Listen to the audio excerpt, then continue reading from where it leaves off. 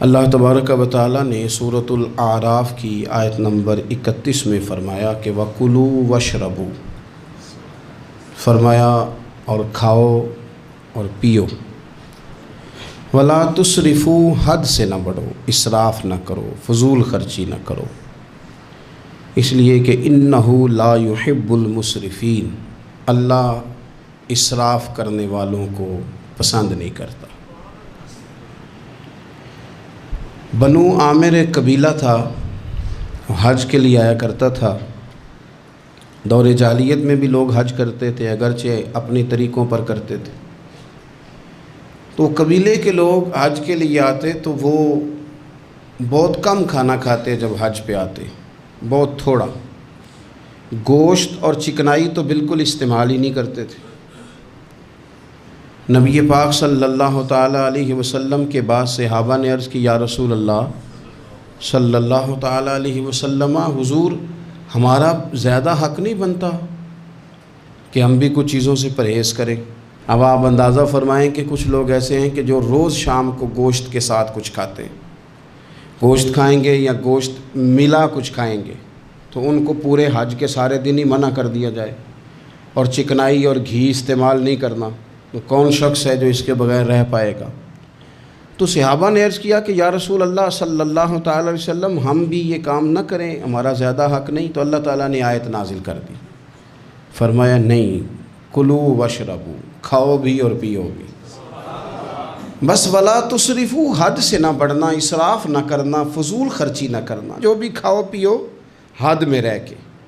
کھانے پینے سے اسلام منع نہیں کرتا، لیکن ولا تسرفوا، حد سے تجاوز، کیا معنی ہے اس کا؟ ایک معنی تو یہ ہے کہ جب تم کھاؤ تو تم حدود میں رہ کے کھاؤ گے، حلال حرام کی تمیز رکھ کے کھاؤ گے، تم مسلمان ہو، تمہارے اوپر کچھ ضروریات ہیں، ایسا نہیں ہو سکتا کہ جو تمہارے سامنے آیا تم کھا جاؤ، جو تمہارا ہے تم صرف وہی کھاؤ گے، جو تمہارا نہیں ہے تم اس کے قریب نہیں جاؤ۔ دوسرا معنی یہ ہے ولا تسرفوا کا، ہمارے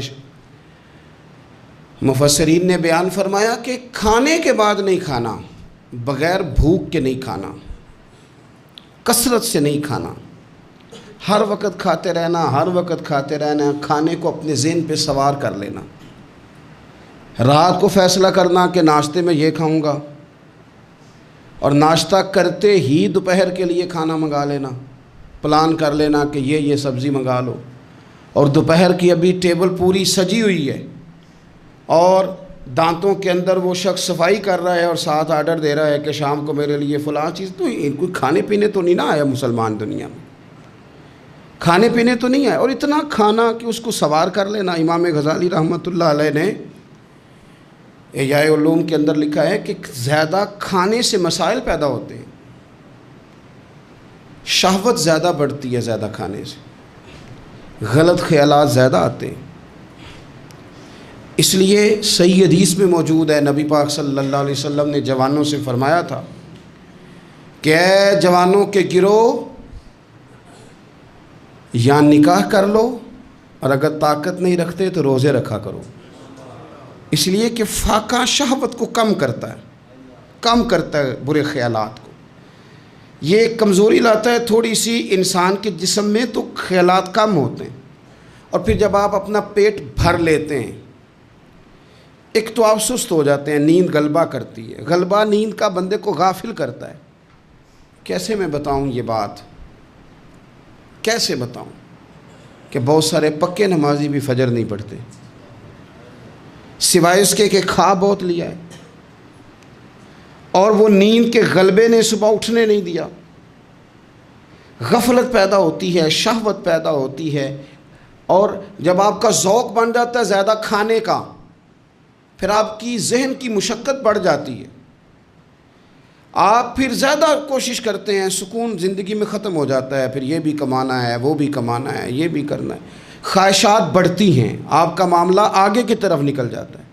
کوشش کریں زندگی کے اندر آپ اعتدال کے ساتھ، یعنی اسلام کھانے سے تھوڑی منع کر رہا ہے، کھانے سے منع نہیں کیا جا رہا، آپ کو حد سے بڑھنے سے، اعتدال میں رہ کے آپ یہ کام کریں، اعتدال میں رہ کے آپ کچھ چیزوں سے بچیں، معتدل رکھیں اپنے آپ کو۔ عزیز دوست، اعتدال ویسے بھی زندگی میں وہ بندہ تنگ نہیں ہوتا جو اعتدال کے ساتھ چلتا ہے. جو درمیانی چال چلے وہ پریشان ہے. بہت زیادہ کھانا کھانے کا رواج آ گیا ہے. اور پھر یہ کہ کچھ چیزیں بطور فیشن کے بھی، یعنی لوگ کہتے ہیں برگر کا اور پیزے کا رواج بہت زیادہ ہے. میرا ذاتی اس میں رائے یہ ہے کہ بہت سارے لوگ ہیں جو پیزے برگر کو آج بھی پسند نہیں کرتے، لیکن مصیبت یہ ہے کہ یہ کھانا فیشن ہے. یہ نہیں کھائیں گے تو لوگ ہمیں امیر کیسے کہیں گے، نہیں کھائیں گے تو لوگ پڑھا لکھا کیسے کہیں گے، جدید دنیا کا بندہ کیسے مانیں گے اگر نہیں کھائیں گے تو. نہ کریں ایسا، سادی غذا کھائیں اور بہت زیادہ کھانا کھانے سے اپنے آپ کو بچائیں. نبی پاک صلی اللہ تعالی علیہ وسلم خزانوں کے مالک ہیں، خزانوں کے، لیکن حضور نے نا فقر اختیار کیا، تھوڑا کھایا. یہ حدیث کبھی دل کی تختی پہ لکھ لیں تو کام آئے گی. یعنی کون سا ایسا گھر ہے جس میں شام کو روٹی نہ پکے تو قیامت نہ کھڑی ہو. عورتیں احتجاج نہ کر دیں، بلکہ روٹی نہ پکنا تو دور کی بات ہے، بچوں کی مرضی کی نہ پکی ہو تو وہ چیزیں توڑتے ہیں. لیکن قربان جائیں، ادھر دیکھو نا، کچھ ہمارے اوپر ہمارے دین کی بھی تو ذمہ داریاں ہیں نا. ہم نبی پاک سے محبت کرنے والے ہیں، کچھ سرور کائنات کی غلامی کے بھی تو قرض ہیں نا ہمارے ذمہ. میرے نبی پاک صلی اللہ علیہ وسلم کی پیاری زوجہ ام المومنین عائشہ صدیقہ رضی اللہ تعالیٰ عنہ فرماتی ہیں، مدینہ شریف آنے سے لے کر حضور کے وصال ظاہری تک کبھی ایسا نہیں ہوا کہ ہم نے 3 دن تک مسلسل پیٹ بھر کے گندم کی روٹی کھائی ہو. 10 سالوں میں کبھی ایسا. یہ بھی تو دین ہے نا، یہ بھی تو بھائی دین ہے کہ صرف نعرے لگانا ہی دین ہے، کہ صرف یہ کہنا ہی دین ہے کہ جناب میٹھا کھا لو کھانے کے درمیان سنت ہے، مسواک کر لو سنت ہے. یہ بھی تو سنت ہے کہ مسلسل 3 دن تک حضور نے پیٹ بھر کے کھانا نہیں کھایا. کوئی مجبور ہے اس کے لیے؟ حضور مجبور ہے نبی پاک صلی اللہ علیہ وسلم اس کے لیے؟ یہ حضور کی چاہت ہے. تھوڑا کھانا کھایا جائے، کم پہ گزارا کیا جائے اور سادہ غذا کو استعمال کیا جائے. کوئی کام نہیں کر پاتے ہمارے بچے، روٹی کھاتے ہیں مرضی کی، ثقیل غذا کھاتے ہیں جو ہضم مشکل سے ہوتے، اور پھر کھاتے ہی فوراً موبائل لے کے وہ لیٹ جاتے ہیں. تو وجود کے اندر وہ صلاحیت ہی نہیں ہے کہ آگے بڑھ کے کوئی کام کر سکے. میرے نبی پاک علیہ السلام نے فرمایا کہ ہر چیز کی زکوٰۃ ہوتی ہے. ابن ماجہ میں یہ حدیث آپ کو ملے گی. ہر چیز کی زکوٰۃ ہوتی ہے. زکوٰۃ کا معنی پاک کرنے والی چیز. جب آپ زکوٰۃ دیتے ہیں تو زکوٰۃ آپ کے مال کو پاک کر دیتی ہے. فرمایا ہر چیز کی کوئی زکوٰۃ ہوتی ہے، اور فرمایا یہ جو تمہارا جسم ہے نا، اس کی زکوٰۃ روزہ ہے. روزہ اس کی زکوٰۃ ہے. گویا جب تم روزہ رکھتے ہو تو حدیث ہمیں بتاتی ہے کہ پھر ہم اپنے آپ کو پاک کر لیتے ہیں. یہ بھوک وجود کو پاک کرتی ہے. آپ کے ذہن کو، یہ جس بندے میں بڑی صلاحیت ہے نا کام کرنے کی، وہ روٹی بہت زیادہ کھاتا ہے تو پردہ پڑ جاتا ہے، کر ہی نہیں پاتے کچھ. اور کھانے کے معاملے میں میں دیکھتا ہوں کہ شدت. میرا خیال ہے کہ شادی کے ولیمے میں جو گوشت پکتا ہے اس کے علاوہ بھی تو گوشت ہمیں ملتا ہی ہے نا. لیکن بعض لوگوں کو دیکھا جاتا ہے کہ وہ اتنا سالن ڈال لیتے ہیں کہ شاید ان کا خیال ہوتا ہے کہ آخری روٹی ہے، راج کے کھا لیں، اس کے بعد شاید چھٹی ہے تیری. بھئی آپ کیا کر رہے ہیں؟ اتنا کھا سکتے ہیں آپ جتنا آپ نے ڈال لیا ہے؟ اور پھر سنجیدہ قسم کے لوگ ہیں، سیانے لوگ، تو وہ کھانے پہ اس طرح مطلب اٹھ کے بھاگنا. بھئی جو چیز نصیب میں ہوتی ہے وہ تو چل کے بھی آ جاتی ہے، وہ تو اسباب اللہ بنا دیتا ہے. لیکن اپنی طبیعت کا ماحول یہ بنا لینا کہ کھانا ہی کھانا ہے، اور کھانے کے معاملے میں شکایتیں کرنا. مجھے جناب دیکھو فلاں آدمی کے میں گھر گیا تھا تو بوٹیاں کس طرح کی دے گیا ہے. کئی دفعہ تھوڑی سی نا بات سن کے تو بندے کا قد دیکھ کے شرم آتی ہے کہ کتنا تو بڑا آدمی ہے اور تو نے کتنی چھوٹی بات کر دی ہے، تو کیا عجیب بات کر رہا ہے. تو نبی پاک صلی اللہ تعالیٰ علیہ وسلم اعتدال کے ساتھ کھانا کھاتے، فقر کو پسند کرتے. میرے نبی کریم صلی اللہ تعالیٰ علیہ وسلم نے کم کھانا کھانا مومن کی علامت قرار دیا. حضور صلی اللہ تعالیٰ علیہ وسلم فرماتے ہیں مومن ایک آنت سے کھاتا ہے، ایک آنت سے مومن کھاتا ہے، اور کافر اور منافق 7 آنتوں سے کھاتا ہے. 6 گنا زیادہ روٹی کھاتا ہے کافر اور منافق مومن سے. 7 آنتوں کے ساتھ کھاتا ہے۔ ہمارے ہاں تو اللہ کے فضل سے نا اب کھانا کھانے کی اور کھانا کھلانے کی دوڑ لگی ہوئی ہے۔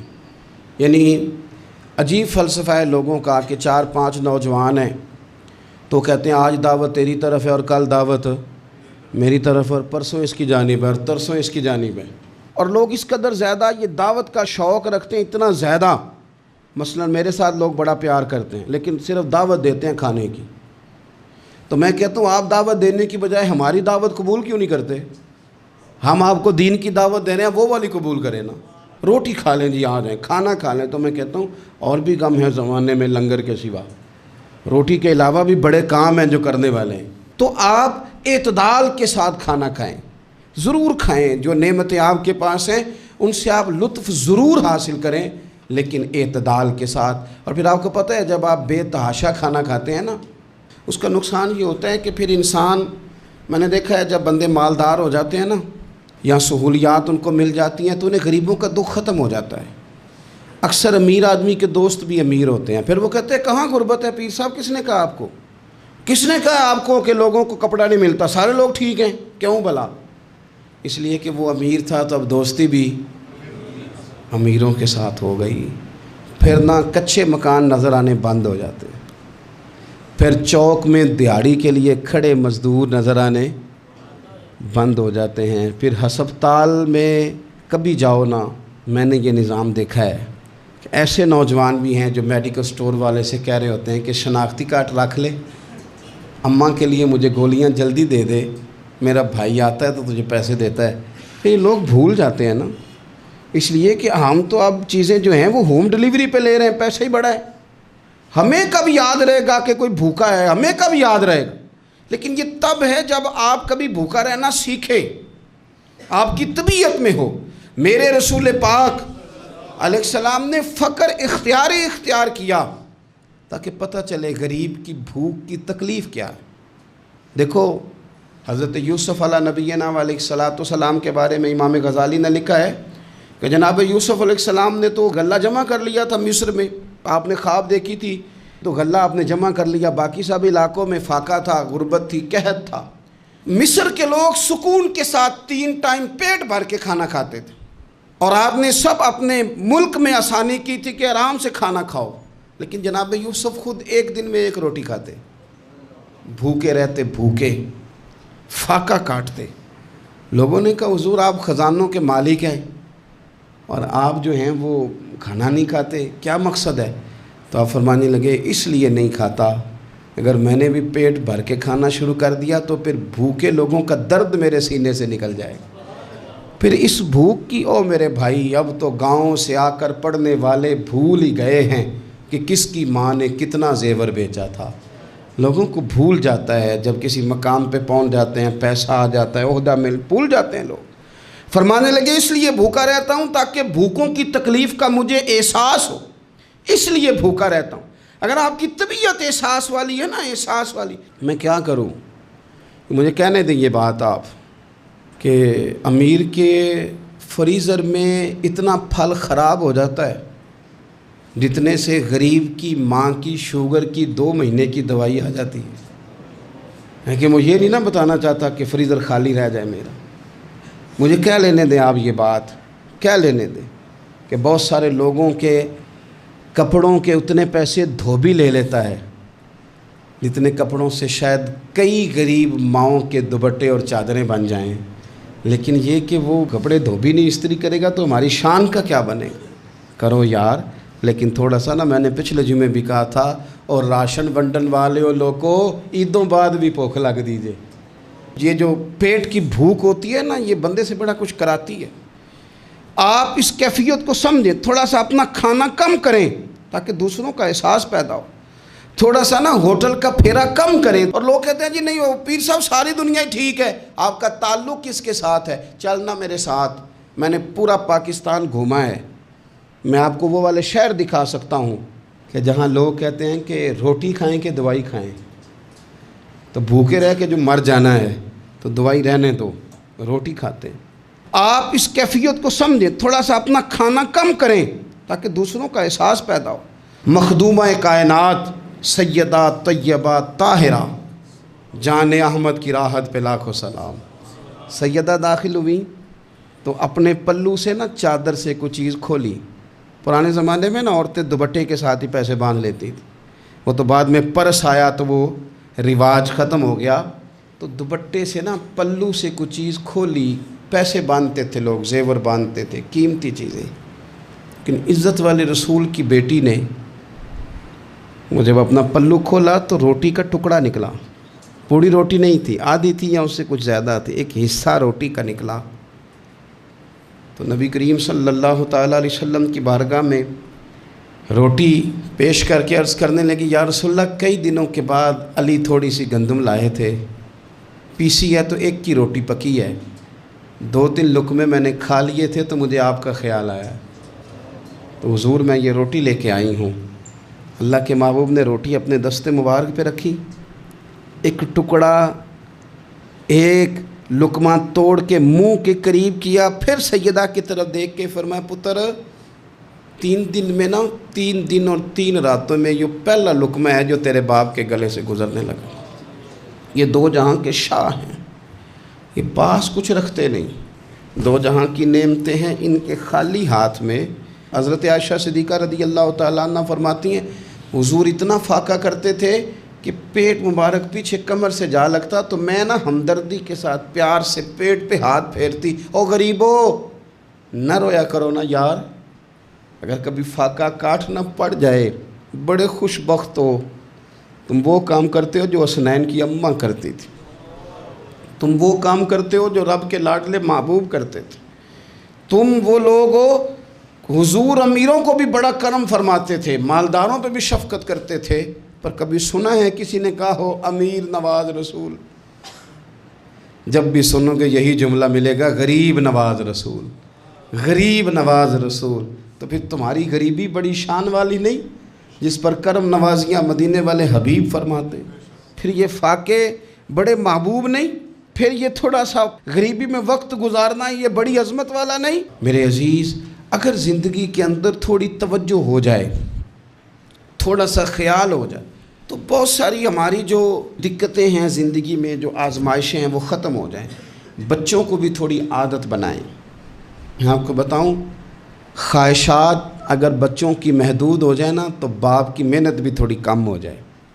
ہمارے نا خواہشات کی وسعت نے ہمارے والدین کو تھکا دیا ہے، ہماری خواہشات کی وسعت نے باپ کو اوور ٹائم لگانے پہ مجبور کیا ہے، ہماری خواہشات کی وسعت نے۔ کئی باپ ہیں جن کا اب دل کرتا ہے کہ پردیس سے واپس آ جاؤں، جن کا دل کرتا ہے کہ اب پتہ نہیں ہے زندگی کا تو میں لوٹ آؤں۔ کاش بیٹے اپنی خواہشات کم کر دیں، کاش بچے اپنی خواہشات تھوڑی محدود کریں، تھوڑے پہ گزارا سیکھیں، تاکہ ہمارے بہت سارے پردیس میں رہنے والے لوٹ آئیں دیش میں، اپنوں کے ساتھ آ کے وہ رہیں، وہ اپنوں کے جنازے پڑھیں، وہ اپنوں کی فاتحہ میں شریک ہوں، وہ اپنوں کے دکھ سکھ دیکھیں۔ خواہشات کی وسعت، بہت کھانے کا شوق، انواع و اقسام کے کپڑے، لیکن لوگوں کی جوانیاں پردیس کھا گیا اور ان کی دولتیں خواہشات کھا گئیں۔ کاش والد بھی اپنے بچوں کو یہ سمجھانے میں کامیاب ہو جائے کہ تھوڑے پہ گزارا کرنا، اس سے انسان وسعت پکڑ لیتا ہے، بڑا ہو جاتا ہے۔ ہم دور نکل گئے ہیں۔ نبی پاک صلی اللہ تعالیٰ علیہ وسلم نے فرمایا، امام بہقی حدیث لائے ہیں، حضرت ابو امامہ باہلی رضی اللہ تعالیٰ عنہ حدیث کے راوی ہیں، حضور فرماتے ہیں میرا دل کرتا ہے کہ ایک دن میں سیر ہو کے کھاؤں اور ایک دن بھوکا رہوں، میرا دل کرتا ہے۔